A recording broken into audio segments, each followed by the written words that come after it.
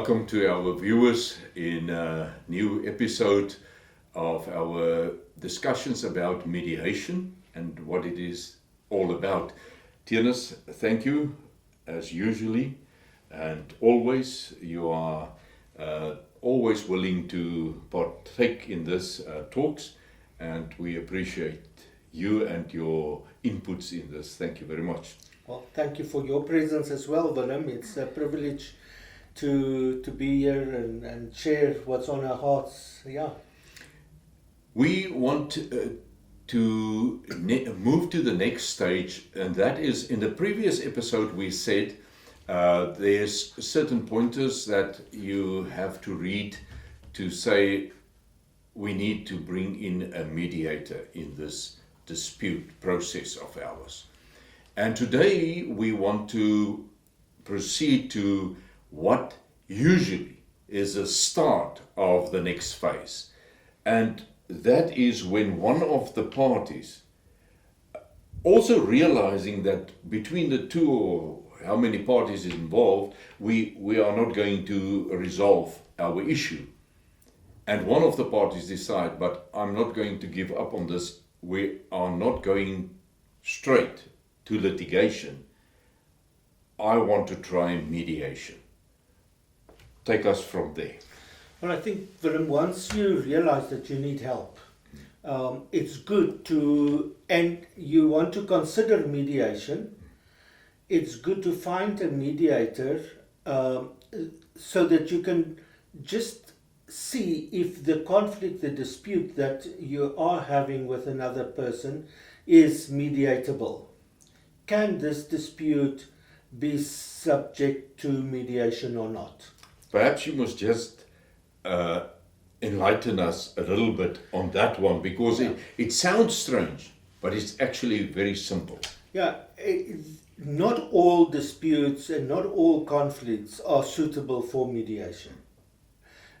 It's rare that something will not be mediatable, but there are circumstances, for instance, cases of domestic violence, for instance, is not suitable for mediation. That should be investigated by the police. That becomes a criminal offense, and it's not suitable for mediation, for example. So any situation where a criminal offense is suspected or can surface from an investigation, it is not mediatable. Yeah. And it's very important to understand that. But I don't want to use the word minor, because all disputes actually it's serious. Yes. It is serious. Whether it's about a fence on a farm or between farms, or a tree hanging over to my neighbor's side of the fence, it's always, there's emotions involved. Yes. And emotions can run very high.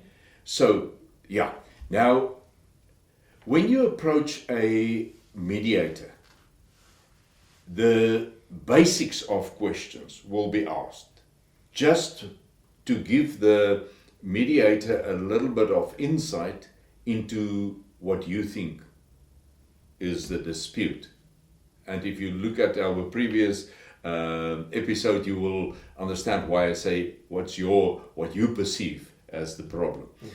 But then the mediator can tell you, yes, this is disputable, but now there's another partner or two to this dispute, and only one approached the mediator. Yes. How is the mediator handling this process then from there? So it's important that if you decide that you want to find a solution to the dispute, that you now clarify your own point of view on mediation.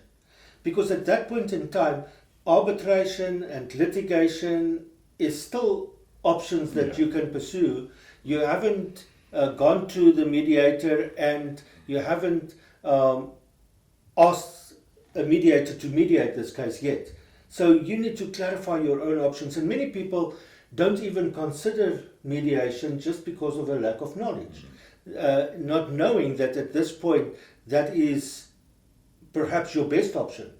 And they immediately go for arbitration or litigation, which may still follow after a mediation process even. Because it can happen that the mediation does not give the solution that is satisfiable for both parties, and then they might still want to pursue litigation or arbitration if the mediation process doesn't work out. But just to say, if you then decide to pursue mediation, then the other party needs to come to the mediating table as well. And that's a voluntary decision that the other party needs to take.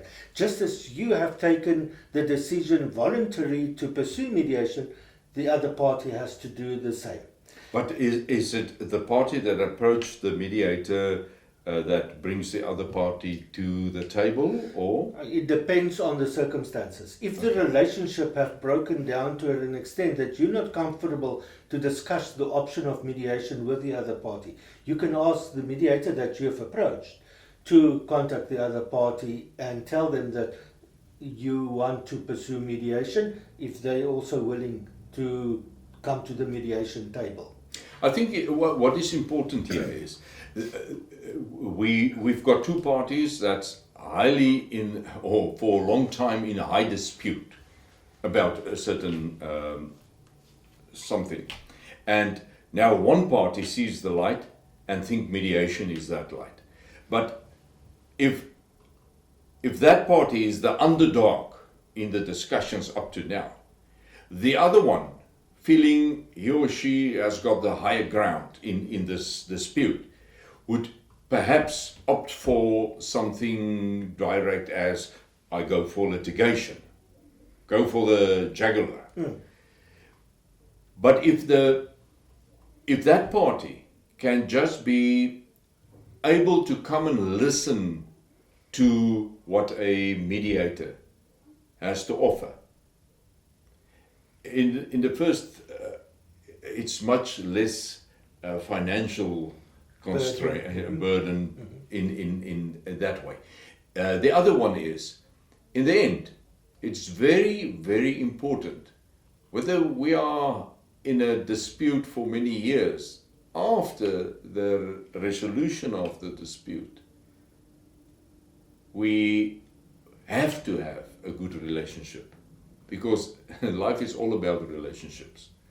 So to end up with a solution to our problem and maintain a good relationship or develop a good relationship after that, if the relationship was harmed during the process, it is better than to have a win-lose scenario.